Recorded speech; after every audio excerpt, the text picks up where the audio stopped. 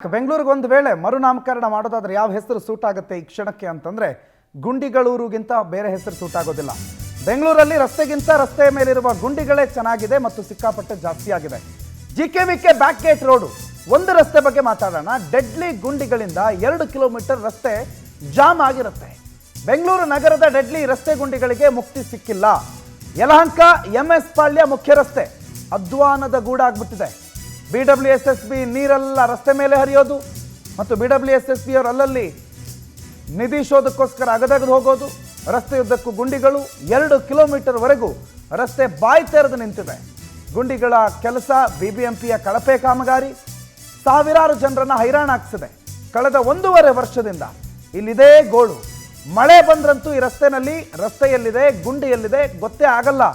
ಹೇಳೋರು ಕೇಳೋರು ಯಾರೂ ಇಲ್ಲ. ಮನವಿ 1000 ಸಲ ಮಾಡಿರ್ಬೋದೇನೋ. ಅಧಿಕಾರಿಗಳು ಈ ಬಗ್ಗೆ ತಲೆನೇ ಕೆಡಿಸ್ಕೊಳ್ಳೋದಿಲ್ಲ. BWSSB ಅಧಿಕಾರಿಗಳಿಗೆ ಫೋನ್ ಮಾಡಿದ್ರೆ ಅವರು ನಿರ್ಲಕ್ಷ್ಯ ಮಾಡ್ತಾರೆ. ಸಹಾಯವಾಣಿ ಅಂತ ಒಂದು ಇದೆಯಲ್ಲ, ಅದು ನಾಮಕಾವಸ್ಥೆಗಿರುವ ಸಹಾಯವಾಣಿ, ಅದು ಕೆಲಸ ಮಾಡಲ್ಲ. ಕೆಲಸ ಮಾಡಿದ್ರು ಯಾರಾದರೂ ರಿಸೀವ್ ಮಾಡಿದ್ರು ಅವ್ರು ಉತ್ತರ ಅಂತೂ ಕೊಡಲ್ಲ. ಹೇಗಿದೆ ನೋಡಿ, ಬೆಂಗಳೂರಿನಲ್ಲಿ ಒಂದು ಮಳೆ ಬಂತು ಅಂತಂದರೆ ರಸ್ತೆ ಯಾವುದು, ಗುಂಡಿ ಯಾವುದು, ಕೆರೆ ಯಾವುದು, ನದಿ ಯಾವುದು ಒಂದು ಗೊತ್ತಾಗಲ್ಲ. ಅಂಥ ವ್ಯವಸ್ಥೆ ಪರಿಸ್ಥಿತಿ ಬೆಂಗಳೂರಿನಲ್ಲಿ ಆಗಿದೆ. ಅದಕ್ಕೆ ಬೆಂಗಳೂರಿಗೆ ಒಂದು ವೇಳೆ ಮರುನಾಮಕರಣ ಮಾಡುವ ಪ್ರಸ್ತಾಪ ಇದ್ದರೆ ಗುಂಡಿಗಳೂರು ಅನ್ನೋದಕ್ಕೆ ಅತಿ ಹೆಚ್ಚಿನ ಮತ ಬರುತ್ತೆ. ಅದನ್ನೇ ಚೇಂಜ್ ಮಾಡೋದು ಒಳ್ಳೇದು ಅಂತ ಕಾಣುತ್ತೆ ಬೆಂಗಳೂರಿನಲ್ಲಿ. 6 ತಿಂಗಳಿಂದ ಇದೇ ಪರಿಸ್ಥಿತಿ. ಆ ರೋಡ್ ಕ್ಲೀನ್ ಆಗಿ ಆಗ್ತಾ ಇಲ್ಲ. ಸರ್, ನೀರು ಕೂಡ ಹೋಗ್ತಾ ಇದೆ, ಕಷ್ಟ ಆಗಲ್ವಾ ಓಡಾಡಕ್ಕೆ ತುಂಬಾ ಹಿಂಸೆ ಆಗ್ತಾ ಇದೆ. ಕಂಪ್ಲೇಂಟ್ ಏನಾದರೂ ಮಾಡುವಂತದ್ದು ಏನಾದರೂ ಮಾಡಿಲ್ಲ? ಇಲ್ಲ, ಅಂದ್ರೆ ನಮಗೆ ಗೊತ್ತಿಲ್ಲ, ನಾವು ಮಾಡಿಲ್ಲ. ಓಡಾಡಕ್ಕೆ ಹೀಗೆ ಓಡಾಡ್ತಿದ್ದೀವಿ. ಗೊತ್ತಾಗಿದೆ. ಇಲ್ಲಿ ಎಲ್ಲರೂ ಬರೋರಷ್ಟೇ. MS ಪಾಳ್ಯಕ್ಕೆ ಇಲ್ಲಿಂದ 10 ನಿಮಿಷದಲ್ಲಿ ಹೋಗೋದು ಅರ್ಧ ಮುಕ್ಕಾಲು ಗಂಟೆ ಟೈಮ್ ಬೇಕಿಲ್ಲಿ. ಆ ಥರ ಹೋಗ್ಬಿಟ್ಟಿದೆ ಮೇಡಮ್. ತುಂಬ ಅಂದರೆ ತುಂಬ ಕಷ್ಟ ಆಗೋಗ್ಬಿಟ್ಟಿದೆ. ನಾವು ಎಷ್ಟೋ ಟೈಮು BBMP ಅವ್ರಿಗೇನು ಹೇಳಿದ್ದೀವಿ, ಟ್ರಾಫಿಕ್ ಜಾಮ್ ಆಗ್ತಾ ಇದೆ, ಈ ಥರ ಕೆಲಸ ಆಗ್ತಾ ಇದೆ ಅಂತ ಹೇಳಿದ್ದೀವಿ. ಅವರು ರೆಸ್ಪಾನ್ಸ್ ಕೊಡೋದಿಲ್ಲ. ಈ ಕಾಂಟ್ರಾಕ್ಟ್ ಅವ್ರಿಗೇನು ಇಲ್ಲಿ ನಾವು ಎಲ್ಲರೂ ಮಾತಾಡಿದ್ದೀವಿ, ಅವರೂ ಬರೋದಿಲ್ಲ. ಬರ್ತಾರೆ, ಸ್ವಲ್ಪ ಕೆಲಸ ಮಾಡ್ತಾರೆ, ಹೊರಟೋಗ್ಬಿಡ್ತಾರೆ. ತಿರ್ಗಾ ಅದೇ ಥರ ಇರ್ತದೆ. ಎಷ್ಟು ಹೇಳಿದ್ರು ಅವರು ಸ್ವಲ್ಪನೂ ರೆಸ್ಪೆಕ್ಟೇ ಕೊಡೋದಿಲ್ಲ. ರೆಸ್ಪೆಕ್ಟೇ ಕೊಡ್ತಾ ಇಲ್ಲ. ಅವರು ಬರ್ತಾರೆ, ನೋಡ್ಕೊಂಡ್ತಾರೆ, ಹೊರಟೋಗ್ಬಿಡ್ತಾರೆ, ಹ್ಞೂ ಅಂದ್ಬಿಡ್ತಾರೆ ಅಷ್ಟೇ. ಮೇಡಮ್, ನಿನ್ನೆ 2 ದಿವಸದಿಂದ ರೋಡ್ ಬ್ಲಾಕ್ ಆಯಿತು. ಸ್ವಲ್ಪ ಈಗ ಕ್ಲೀನ್ ನಮ್ಮ ಕೆಲಸ ಎಲ್ಲ ಮುಗೀತು ಆಲ್ರೆಡಿ.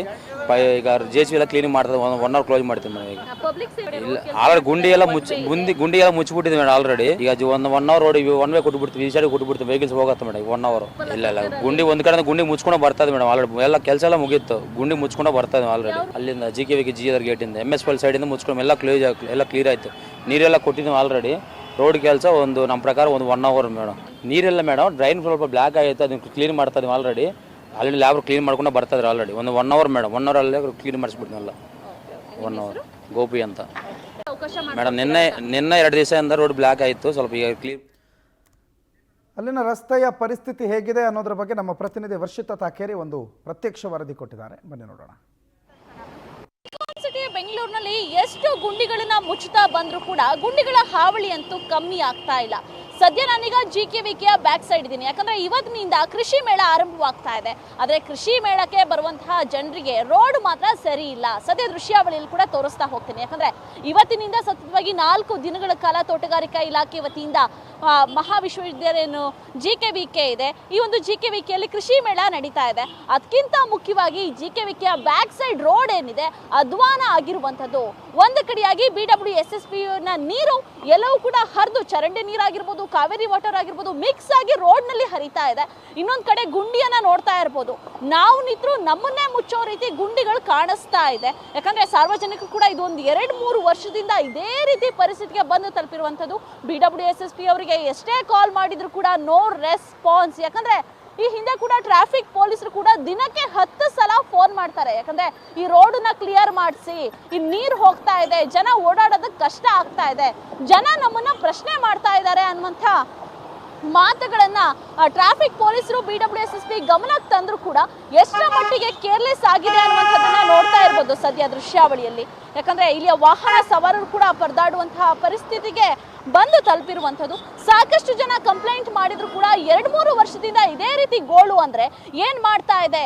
ಹಾಗಾದ್ರೆ ಸರ್ಕಾರ ಬ್ರ್ಯಾಂಡ್ ಬೆಂಗಳೂರು ಮಾಡಕ್ ಹೊರಟಿರುವಂತಹ ರೋಡ್ಗಳ ಪರಿಸ್ಥಿತಿ ಇದೇನಾ ಅನ್ನುವಂಥದ್ದು ಕಾಡ್ತಾ ಇರುವಂಥದ್ದು. ಯಾಕಂದ್ರೆ ಒಂದು ಕಡೆಯಾಗಿ ಗುಂಡಿಗಳ ಹಾವಳಿ, ಇನ್ನೊಂದು ಕಡೆ BWSSP ನ ಒಳಚರಂಡಿ ಆಗಿರ್ಬೋದು, ಕಾವೇರಿ ವಾಟರ್ ಆಗಿರ್ಬೋದು, ಎಲ್ಲ ಕೂಡ ಈ ರೋಡ್ನಲ್ಲಿ ಹರಿದು ಹೋಗ್ತಾ ಇದೆ. ಹಾಗಾಗಿ 2-3 ವರ್ಷಗಳಾದ್ರೂ ಕೂಡ ಈ ರೋಡಿಗೆ ಕಾಮಗಾರಿಯ ಭಾಗ್ಯ ಅಂತೂ ಸಿಕ್ಕಿಲ್ಲ. ಇನ್ನೊಂದು ಕಡೆಯಾಗಿ ಈ ರೋಡ್ನ ಒಂದಷ್ಟು ಕೆಲಸಗಳನ್ನ ಮಾಡ್ತೀವಿ ಅಂತ ಕೆಲಸವನ್ನ ಕೈಗೆತ್ಕೊಂಡವರು ಕೂಡ ಈಗ ನಿಧಾನಗತಿಯಲ್ಲಿ ಕೆಲಸವನ್ನ ಮಾಡ್ತಾ ಇದ್ದಾರೆ. ಆ ದೃಶ್ಯಾವಳಿಯನ್ನು ಕೂಡ ತೋರಿಸ್ತಾ ಹೋಗ್ತೀನಿ. ಯಾಕಂದ್ರೆ ಇದೇ ರೋಡ್ನ ಕಾಮಗಾರಿ ನಡೀತಾ ಇದೆ, ಆದ್ರೆ ನಿಧಾನಗತಿಯಲ್ಲಿ ಆಮೆಗತಿಯಲ್ಲಿ ಕಾರ್ಯ ನಡೀತಾ ಇರುವಂಥದ್ದು. ಸಾಕಷ್ಟು ಜನ ಕಂಪ್ಲೇಂಟ್ ಮಾಡಿದ್ರು, ಅಂದ್ರೆ ಒನ್ ವೇಲ್ ಹೋಗ್ಬೇಕು, ತುಂಬಾ ಟ್ರಾಫಿಕ್ ಆಗತ್ತೆ, ಜೊತೆಗೆ ಈ ರೀತಿ BWSSP ನ ನೀರು ಹರಿದ್ರೆ ಓಡಾಡೋದು ಕೂಡ ಕಷ್ಟ ಆಗತ್ತೆ ಅನ್ನುವಂತಹ ಪರಿಸ್ಥಿತಿಗೆ ಬಂದು ತಲುಪಿರೋದ್ರಿಂದ ಸಾಕಷ್ಟು ಕಂಪ್ಲೇಂಟ್ ಮಾಡಿದ್ರು ಕೂಡ ಗುಂಡಿಗಳನ್ನ ಮುಚ್ಚುವಂತಹ ಕಾರ್ಯ ಮಾಡ್ತಾ ಇಲ್ಲ. ಇನ್ನೊಂದು ಕಡೆ ವಯಸ್ಸಾದವರು ನಡೆದಾಡೋದಕ್ಕೆ ಕಷ್ಟವಾಗಿರುವಂತಹ ಪರಿಸ್ಥಿತಿಗೆ ಬಂದು ತಲುಪಿರುವಂಥದ್ದು. ಯಾಕಂದ್ರೆ ರೋಡ್ ದಾಟಕ್ಕೂ ಆಗದಿರುವಂತಹ ಪರಿಸ್ಥಿತಿಗೆ ತಲುಪುತ್ತೆ ಅಂದ್ರೆ ಯಾವ ರೀತಿ ಹೋಗ್ಬೇಕು ಅನ್ನುವಂತಹ ಪ್ರಶ್ನೆ ಕಾಡ್ತಾ ಇದೆ. ಗುಂಡಿಗಳಿಗೆ ಮುಕ್ತಿ ಸಿಗ್ತಾ ಇಲ್ಲ.